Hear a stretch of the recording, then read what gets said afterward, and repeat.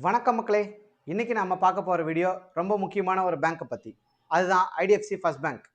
இந்த bank long டேர்மில் நல்லா பர்ஃபார்ம் பண்ணுமா? ஃபண்டமெண்டல் ஸ்ட்ராங்காக இருக்கா? இன்வெஸ்ட்மெண்ட் பண்ண ஒர்த்தா?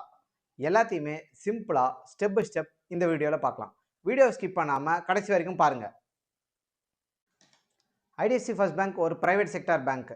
இது 2018 ஐடிஎஃப்சி பேங்க்கு ப்ளஸ் கேபிட்டல் ஃபர்ஸ்ட் அப்படின்ற 2 கம்பெனியும் மெர்ஜ் பண்ணதுக்கு அப்புறமா உருவானது. சிஇஓ மிஸ்டர் வைத்தியநாதன் இவங்களோட ஃபோக்கஸ் என்ன அப்படின்னு பார்த்தீங்கன்னா ரீட்டைல் பேங்கிங், லோன்ஸு, காசா டெபாசிட்ஸ். இந்த பேங்க்கோட ஸ்ட்ராட்டஜி ரொம்ப டிஃப்ரெண்ட்டாக இருக்குது. ஐடிஎஃப்சி ஃபர்ஸ்ட் பேங்க் மெயினாக ஃபோக்கஸ் பண்ணுறது எதில் அப்படின்னு பார்த்தீங்கன்னா personal loans, home loans, vehicle loans, credit cards, அப்புறம் எம்எஸ்எம்இ லோன்ஸ். ஏர்லியராக ஐடிஎஃப்சிக்கு இன்ஃப்ராஸ்ட்ரக்சர் லோன்ஸ் ரொம்ப அதிகமாகவே இருந்துச்சு.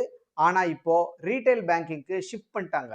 இது பேங்க்குக்கு ரொம்ப ஹெல்த்தியான மூவ்னே சொல்லலாம். இப்போது ஃபண்டமெண்டல்ஸ் பார்க்கலாம். பேங்க்கோட income year on year improve ஆகிட்டே இருக்குது. Financial year 2024 net interest income பார்த்தீங்கன்னா 16,451 கோடியாக இருந்தது.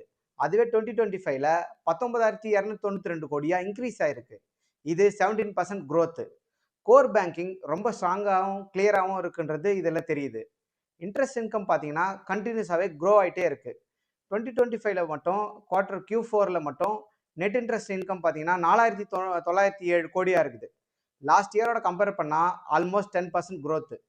நெட் ப்ராஃபிட் சைட்லேயுமே கிளியர் பிக்சர் பார்க்கலாம். 2024 2,954 கோடியாக இருந்த ப்ராஃபிட் பண்ணியிருக்காங்க. அதுவே 25 1,524 கோடியாக கம்மியாக இருக்குது.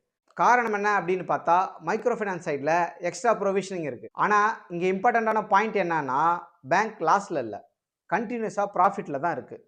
ஏர்லியராக லாஸ் மேக்கிங் பேங்காக இருந்துச்சு. ஆனால் இப்போது ஸ்டேபிள் ப்ராஃபிட்டபிள் ப்ரைவேட் பேங்காக மாறி இருக்குது. இதுதான் ஒரு லாங் டேர்ம் இன்வெஸ்டர்ஸ்க்கு பிக் பாசிட்டிவ் சைனாக பார்க்கப்படுது. பேங்க்குக்கு ரொம்ப முக்கியமான ஃபேக்டர் என்பிஏ. கிராஸ் என்பிஏ பார்த்தீங்கன்னா இவங்களுக்கு கண்ட்ரோலில் இருக்குது.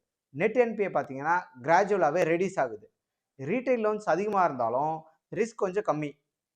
இந்த பேங்க் என்பிஏ சைடில் டிசிப்ளின் மெயின்டைன் பண்ணுறாங்க. பேங்க் ப்ராஃபிட் எப்படி க்ரோ ஆகுதுன்னு தெரியுமா? காசா ரேஷியோனால. காசா ரேஷியோ அப்படின்னா என்ன? சேவிங்ஸ் அக்கௌண்ட் ப்ளஸ் கரண்ட் அக்கௌண்ட்டோட டெபாசிட்ஸ், இது ரெண்டும் சேர்ந்தது தான் காசா. ஐடிஎஃப்சி ஃபர்ஸ்ட் பேங்க்கோட காசா ரேஷியோ ஸ்டெடியாக இம்ப்ரூவ் ஆகிட்டே இருக்குது. ரீசன் அப்படின்னு பார்த்தீங்கன்னா ஜீரோ பேலன்ஸ் சேவிங்ஸ் அக்கௌண்ட். இது ரொம்ப பெருசாக ஹிட் ஆகிருக்குன்னே சொல்லலாம். இவங்களுக்கு ஜீரோ பேலன்ஸ்னால நியூ கஸ்டமர்ஸை ஃபாஸ்ட்டாகவே ஜாயின் பண்ண வைக்கிறாங்க. கஸ்டமர் பேஸும் ஸ்பீடாக க்ரோ ஆகிட்டே இருக்குது. இவங்களுக்கு savings and current deposit increase ஆகுது. ஹை காசா அப்படின்னு சொன்னால் low cost funds. Low cost ஃபண்டுனாவே ஹை ப்ராஃபிட் ஃபார் பேங்க்குன்னு தான் சொல்ல முடியும். அப்போது சிம்பிளாக சொல்லணும் அப்படின்னு பார்த்தீங்கன்னா improving of CASA ratio IDFC first பேங்க்குக்கு ஒரு லாங் டேர்ம் ஸ்ட்ரென்த்துன்னே நம்ம சொல்லலாம். இன்வெஸ்டர்ஸ் இதை முக்கியமாக நோட் பண்ணிக்கோங்க. பேங்க் சேஃப்டி பார்த்தா கேபிட்டல் அடிக்யூசி ரேஷியோ ரெகுலேட்டரி லிமிட்டுக்கு மேலேயே இருக்குது. ஃபியூச்சர் க்ரோத்துக்கு போதுமான அளவு கேபிட்டலும் இவங்க கிட்ட இருக்குது. ஆர்பிஐ நாம்ஸை ஃபாலோ பண்ணுறாங்க. ஸோ சேஃப்டி பர்ஸ்பெக்டிவில் பார்க்கும்போது பேங்க் ரொம்ப சேஃபாகவே இருக்குன்றதை நம்ம சொல்லலாம். ஐடிஎஃப்சி ஃபர்ஸ்ட் பேங்க்கோட biggest strength mister Vaidyanathan sir. Capital ஃபர்ஸ்ட்டில் ரொம்ப சக்ஸஸ்ஃபுல்லாக டர்ன் ஓவர் பண்ணின லீடர். சேம் ஸ்ட்ராட்டஜியை இப்போது இந்த பேங்க்லேயும் அப்ளை பண்ணுறாரு. ஸ்ட்ராங் மேனேஜ்மெண்ட் இருந்துச்சு அப்படின்னு பார்த்தீங்கன்னா ஆவரேஜ் கம்பெனியுமே கிரேட் கம்பெனியாக மாறுன்றதுக்கு இது ஒரு எக்ஸாம்பிளாகவே வளர்ந்துட்டு வருதுன்னு சொல்லலாம். இப்போ நெகட்டிவ்ஸ் என்னென்ன இருக்குன்றதை பார்க்கலாம். எல்லா ஸ்டாக்லேயுமே ரிஸ்க் இருக்குன்றது எல்லாருக்குமே தெரியும். காம்படிஷன் ரொம்ப அதிகம். அதாவது ஹெச்டிஎஃப்சி, ஐசிஐசிஐ, ஆக்சிஸ் போன்ற மார்க்கெட் லீடர்ஸ் தான் இவங்களோட டைரக்ட் காம்படிஷன். ஸோ இவங்கக்கிட்ட இவங்க ஃபைட் பண்ணிவிட்டு ப்ராஃபிட் பண்ணுறதுன்றது கொஞ்சம் ரிஸ்கியான விஷயம்தான். ப்ராஃபிட் மார்ஜின் இன்னும் டாப் பேங்க் அளவுக்கு இல்லை அப்படின்றதும் ஒரு நெகட்டிவ் இவங்ககிட்ட.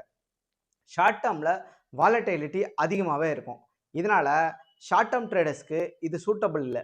லாங் டேர்ம் இன்வெஸ்டர்ஸ்க்கு ஒரு சூட்டபிள் அப்படின்னே சொல்லலாம். சம்மரியாக சொல்லணும் அப்படின்னு பார்த்தீங்கன்னா ஸ்ட்ராங் ரீட்டைல் பேங்கிங் ஃபோக்கஸ் இருக்குது, இம்ப்ரூவிங் இருக்குது ப்ராஃபிட்ஸ்லேயுமே, கண்ட்ரோல்டு என்பிஏ இருக்குது, குட் மேனேஜ்மெண்ட்டும் இருக்குது. ஐடிஎஃப்சி ஃபர்ஸ்ட் பேங்க் பார்த்தீங்கன்னா லாங் டேர்ம் வியூவில் ஒரு ரொம்ப நல்ல ஸ்டாக்குன்னே சொல்லலாம். லாங் டேர்ம்னு போது ஒரு 5 to 7 years நம்ம எடுத்துக்கலாம். ஆனால் ஆல்வேஸ் ஓனாக ரிசர்ச் பண்ணுங்கள். எஸ்ஐபி மாதிரி கிராஜுவலாக இன்வெஸ்ட் பண்ணுங்கள். இந்த வீடியோ உங்களுக்கு பிடிச்சிருந்தனா லைக் பண்ணுங்கள், ஷேர் பண்ணுங்கள், நம்ம சேனலுக்கு சப்ஸ்கிரைப் பண்ணுங்கள். இன்னொரு இன்ட்ரெஸ்டிங்கான ஸ்டாக்கோட உங்களை சந்திக்கிறேன். Happy and safe investing.